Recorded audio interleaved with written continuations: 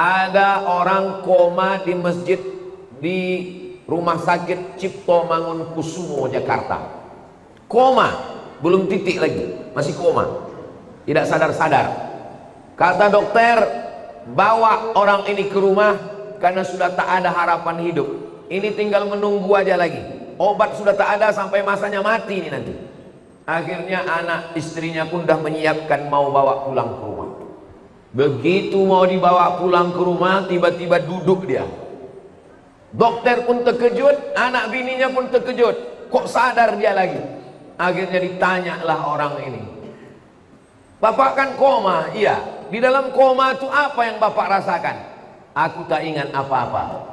Terus kenapa tiba-tiba sadar? Tiba-tiba datang Ustadz Somad. Apa kata dia? Bismillahirrahmanirrahim. Assalamualaikum warahmatullahi wabarakatuh. Alhamdulillah. Allahumma salli ala Sayyidina Muhammad wa ala ali Sayyidina Muhammad. Bapak-bapak, ibu-ibu, hadirin jamaah fardu subuh yang dimuliakan Allah Subhanahu wa ta'ala. Man sholat subha fi jama'atin, siapa yang sholat subuh berjamaah, faka'annama shallal laila kullah, dapat pahala seperti sholat sepanjang malam. Mudah-mudahan kita termasuk yang mendapatkan pahala itu insyaallah. Man sholat subha fi jama'atin, siapa yang sholat subuh berjamaah, kana fi zimmatillah, maka dia dalam perlindungan Allah.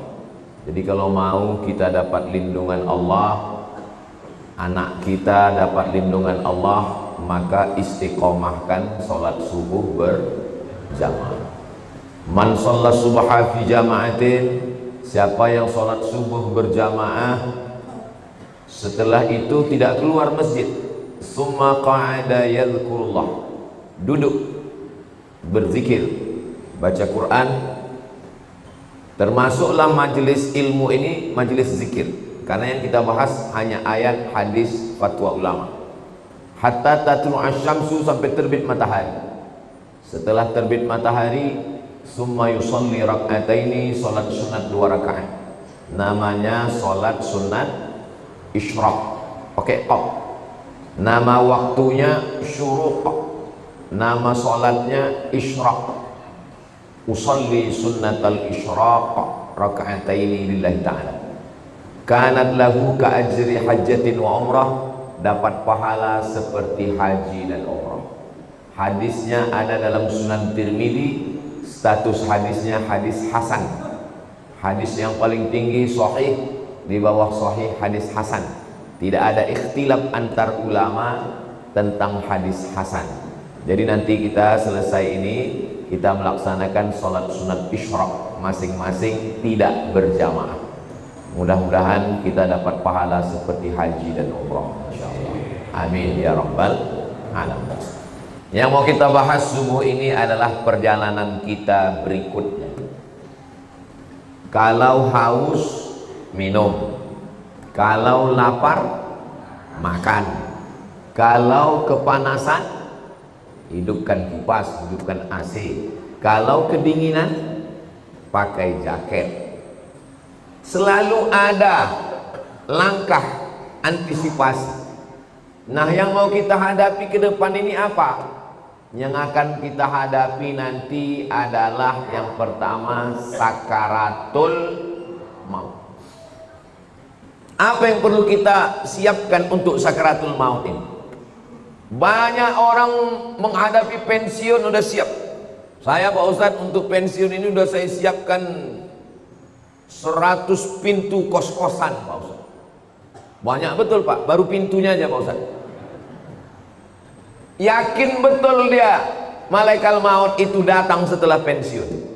Tidak salah, tak ada salahnya orang yang menyiapkan ruko, menyiapkan kos-kosan. Bagus, tidak salah. Itu ikhtiar.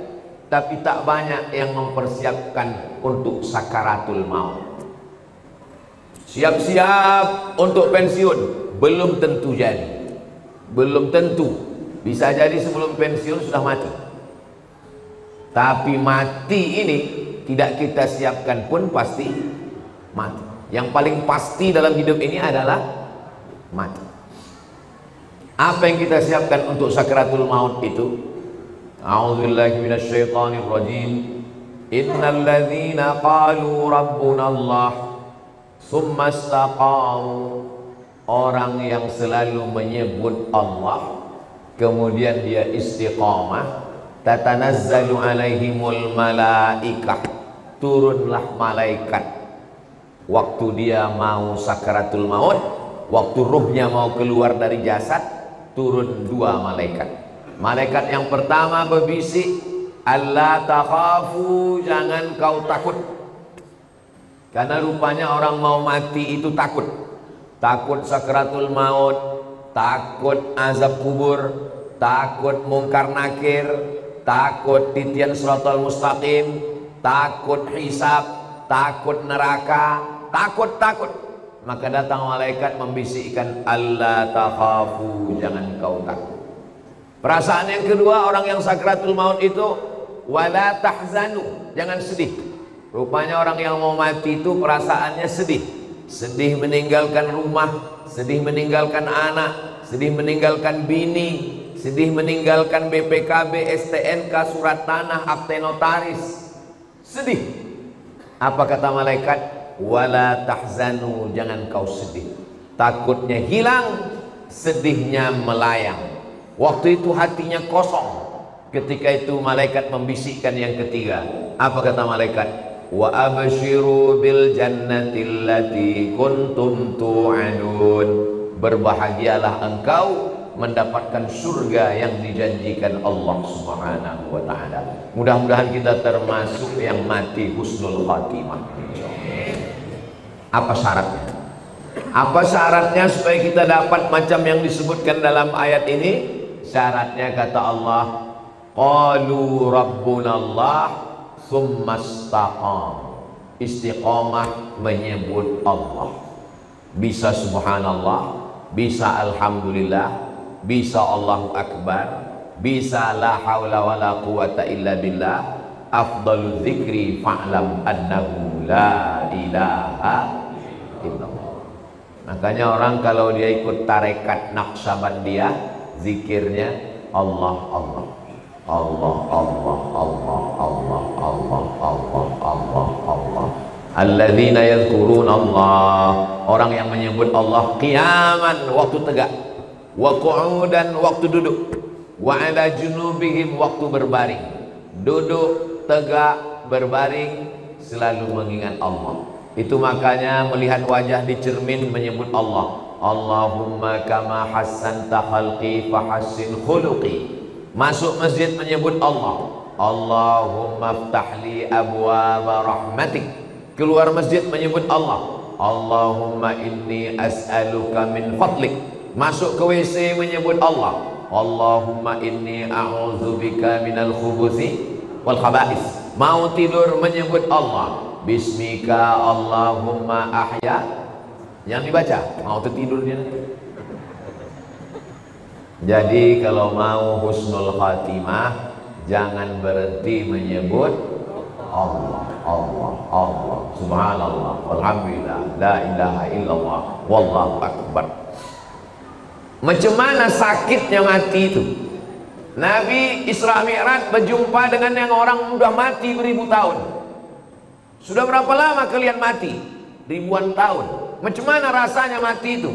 Macam kambing dikuliti hidup-hidup, macam mata kail pancing ditarik dari kulit yang basah, macam tebasan pedang beratus kali di tempat yang sama.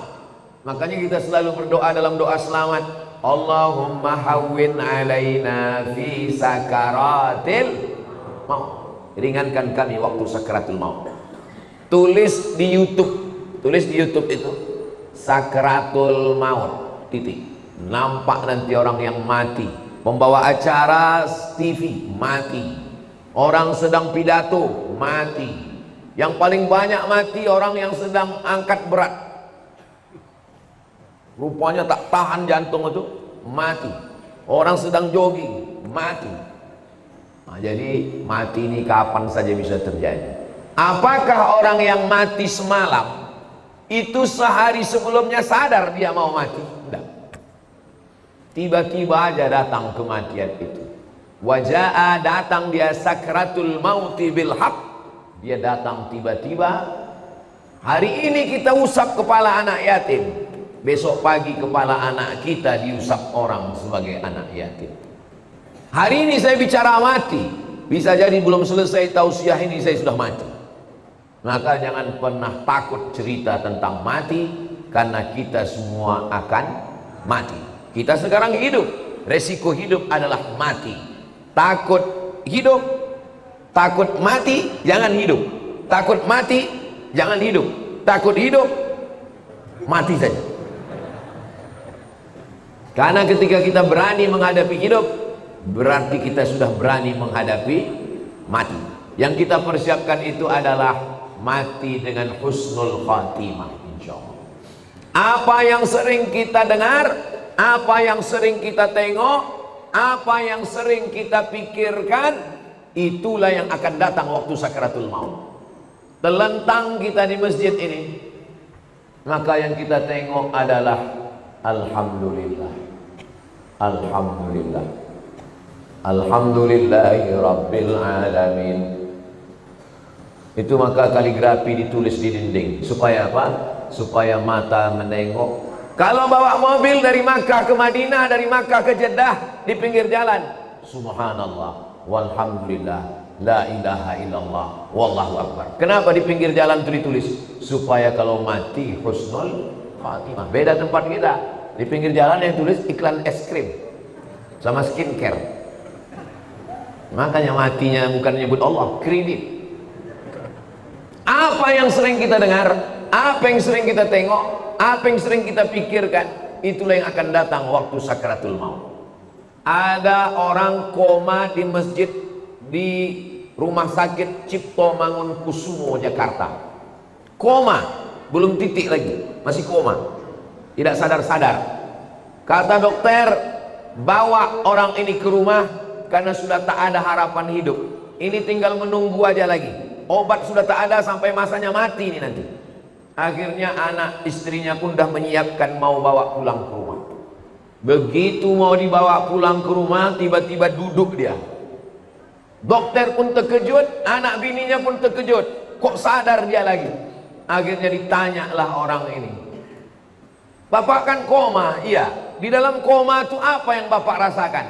Aku tak ingat apa-apa. Terus kenapa tiba-tiba sadar? Tiba-tiba datang Ustadz Somad. Apa kata dia? Ditanyanya saya, kapan kau buat tablik akbar? Akhirnya saya pun terduduk. Pokoknya nanti kita buat tablik akbar di kampung. Akhirnya dibuatnya lah acara di tepi Danau Maninjau. Nama acaranya Pulang Basamo. Akhirnya saya datangi bapak ini. Dia dari Jakarta. Apa betul bapak koma di Rumah Sakit Cipto Mangunkusumo? Betul Pak Ustadz. Terus dalam koma itu apa yang bapak rasakan? Tiba-tiba Ustadz datang bertanya ke saya, kapan tablik akbar? Itulah saya duduk sadar tuh. Lama saya menung. Jangan-jangan aku ini udah wali. Dua gendangnya, kalau tak wali murid, wali kelas. Saya ini orangnya rasional. Saya selalu penasaran, kenapa bisa saya datang ke dalam komanya itu. Lalu saya tanya dia, Bapak kalau pagi apa yang Bapak lakukan? Saya hidupkan handphone, saya dengar tonton YouTube Ustaz. Oh. Kalau Bapak sampai di tempat kerja apa yang Bapak lakukan? Kalau sedang kosong saya tonton lagi YouTube Ustaz. Kalau Bapak mau tidur malam apa yang Bapak lakukan? Sebelum saya tidur yang terakhir saya tonton adalah YouTube Ustaz. Baru saya paham. Apa yang selalu ditonton, itulah yang dibawa ke alam bawah sadar. Itulah yang datang waktu tidur dan waktu koma. Dan itu juga yang datang waktu husnul khatimah, insyaallah. Rasional, masuk akal. Tanyalah sama pakar-pakar psikologi, kenapa bisa itu yang terbawa-bawa. Makanya bapak-bapak pikirkan yang bagus-bagus aja. Jangan pikirkan yang waktu SMP, SMA dulu. Mau dia mengigau tuh bawa ke malam. Tiba-tiba udah sambal belacan aja di muka. Maka saudara yang dimuliakan Allah Subhanahu wa ta'ala, kalau yang kita pikirkan itu adalah akhirat, yang kita pikirkan itu adalah nama Allah, maka insya Allah kita semua mati dalam keadaan husnul khatimah. Nah, ruh kita keluar dari hembusan. Makanya orang yang mati itu biji matanya terbuka. Semua orang yang mati biji matanya terbuka. Apa yang ditengok waktu mata terbuka? Yang ditengok itu adalah ruh keluar dari mulut dan hidung. Dulu ruh itu masuk ke dalam jasad ini dihembuskan. Wa nafakhtu fihi min ruhi, aku hembuskan ruh. Raha ya ruhu, pergi berhembus. Ruh itu artinya pergi dan datang berhembus. Maka waktu datangnya berembus, perginya pun berembus. Ruh itu berjalan dari mulai ujung kaki sampai ke betis, naik ke lutut, naik ke paha, naik ke pinggang, terasa dingin, sejuk di kaki. Kalau ada bapak ibu yang udah merasa agak sejuk di kaki, tak lama lagi. Naik dia ke atas, naik dia ke atas, naik dia ke atas, keluar dia dari mulut, biji mata menengok ruh itu keluar, maka datang orang lain memejamkan mata kita. Bismillah wa ala millati Rasulillah, inna lillah wa inna ilaihi raji'un. Menggerakkan tangan ringan, menggerakkan lidah ringan. Yang paling ringan adalah menggerakkan kelopak mata. Inilah yang paling ringan. Tapi waktu kita sakratul maut, jangankan menggerakkan tangan, jangankan menggerakkan bibir, menggerakkan kelopak mata pun tak bisa. Terbuka.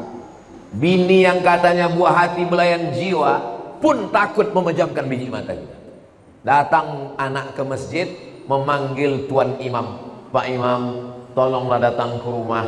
Ayah kami matanya tak tertutup-tutup dari tadi malam.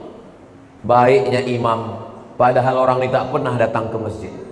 Makanya masyarakat sini yang tak pernah datang ke masjidlah kalian. Untuk apa Ustaz sampaikan ini? Bukan orang ini datang, kirimkan video ini ke dia. Jangan sampai nanti akhirnya tuan imam yang datang ke rumah dia hanya untuk menutupkan kelopak matanya, dan akhirnya jenazahnya dibawa juga ke masjid. Seumur hidup ke masjid cuma 2 kali. Yang pertama akad nikah, yang kedua inna lillah. Mudah-mudahan kita istiqomah menghidupkan masjid ini insyaallah.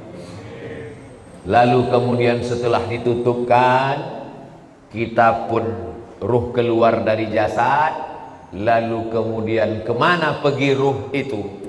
Ruh itu dibawa oleh malaikat. Dalam hadis riwayat Imam Ahmad bin Hanbal, ruh dibawa di atas kain kafan dari cahaya. Lalu kemudian mengetuk pintu langit. Lalu kemudian malaikat yang menjaga pintu langit menengok ruh. Apa kata malaikat penjaga pintu langit? Inilah orang yang amalnya kami tengok 2 kali sehari. Habis subuh, malaikat yang menjaga di waktu malam datang membawa amal dia. Habis maghrib, malaikat yang menjaga di waktu siang datang membawa amal dia. Amalnya kami tengok 2 kali sehari, tapi orangnya baru ini kami jumpa. Itulah makna orang yang dirindukan oleh para malaikat. Kam min masyhurin fil ardi walam yakun ma'rufan fis sama. Berapa banyak orang yang masyhur di bumi, viral, tapi malaikat di langit tak pernah kenal dengan dia. Tapi berapa banyak orang yang di dunia tak viral, tak dikenal orang, tak punya akun Facebook, Twitter, WhatsApp, tapi malaikat-malaikat penjaga pintu langit sudah lama merindukan dia, karena malaikat selalu membawa amal-amal dia. Mudah-mudahan amal-amal kita termasuk yang selalu lalu lalang di lalu lintas langit, dan orangnya masih di bumi, masyhur di bumi, masyhur juga di langit. Tak perlu masyhur di bumi, yang penting masyhur di antara malaikat penjaga pintu langit insyaallah. Amin ya rabbal. Ini malaikat yang ikut sholat subuh bersama kita ini, habis itu dia bawa amal kita. Lalu malaikat penjaga pintu langit menengok, oh amal si fulan tahajud tadi malam, amal si fulan sholat sunat hajat tadi malam, amal si fulan berzikir tadi malam, amal si fulan sholat subuh berjamaah. Amalnya ditengok malaikat tiap hari, tapi orangnya masih berjalan di atas muka bumi, sampai akhirnya kita pun mati. Lalu ruh itu dibawa oleh para malaikat. Kenapa ada orang yang waktu penutup mukanya dibuka tersenyum? Kata Ustaz Somad, mati itu sakit. Kenapa ada orang yang mati tersenyum? Karena sebelum dia mati, malaikat mengepakkan sayapnya, lalu di sayap itu dia sudah menengok tempatnya di surga. Begitu nampaknya tempatnya di surga, tersenyum dia. Saat dia tersenyum itulah malaikat mencabut nyawanya. Maka ada yang mengalahkan sakit. Yang mengalahkan sakit adalah menengok tempat di surga. Mudah-mudahan kita termasuk orang yang menengok tempat kita sebelum kita mati. Ustaz Somad sudah pernah menengok tempat Ustaz di surga. Saya jangankan menengok tempat di surga, menengok tempat parkir mobil pagi ini pun tak tahu saya. Karena menengok tempat di surga itu nanti ketika kita mau sakratul maut. Masa iya Pak Ustadz, sakitnya mati bisa dikalahkan? Itu logikanya begini, rasionalnya begini. Ibu habis melahirkan anak, sobek dagingnya, mohon maaf, sakit. Tak usah saya ceritakan sakitnya. Nanti kalau saya ceritakan ibu-ibu, alah macam pernah aja Ustadz itu. Ibu sedang terbujur sekarang di rumah sakit, baru saja disobek dokter kulitnya, koyak mengeluarkan bayi. Tak lama kemudian datang bidan membawakan bayi. Lalu ibu pun menggendong anak itu. Ibu senyum atau tidak? Senyum. Yang saya tanya, sakit atau tak sakit? Inilah hebatnya. Ibu yang saya tanya, bisa pula bapak itu merasakan sakit. Kan memang cinta sejati lah orang. Ibu itu baru saja melahirkan anak, nyawa taruhannya, koyak dagingnya. Tapi menengok anak tersenyum dia. Begitulah mati itu. Sakit, tapi sakitnya kalah. Kenapa? Karena menengok tempat di surga, ditunjukkan Allah. Itu salah satu tanda husnul khatimah. Orang yang husnul khatimah itu irqul jabin. Irqul jabin, berkeringat jabin di atas kening atas. Kenapa? Kenapa orang yang mati husnul khatimah itu berkeringat di atas jabin ini? Karena malu. Biasanya orang kalau malu kan merah wajahnya karena tersipu malu. Maka orang yang meninggal menengok tempatnya di surga, malu dia karena amalnya tak seberapa. Aku amalku rasanya tak seberapa. Kenapa besar kali balasan yang kau kasih ya Allah? Maka salah satu tandanya adalah irqul jabin, keluar macam keringat kecil di atas. Tapi jangan pula gara-gara ini biar supaya suami ibu disangka husnul khatimah, begitu mati langsung semprotkan air ke keningnya. Itu tak usah dibuat-buat, serahkan aja kepada Allah Subhanahu wa ta'ala.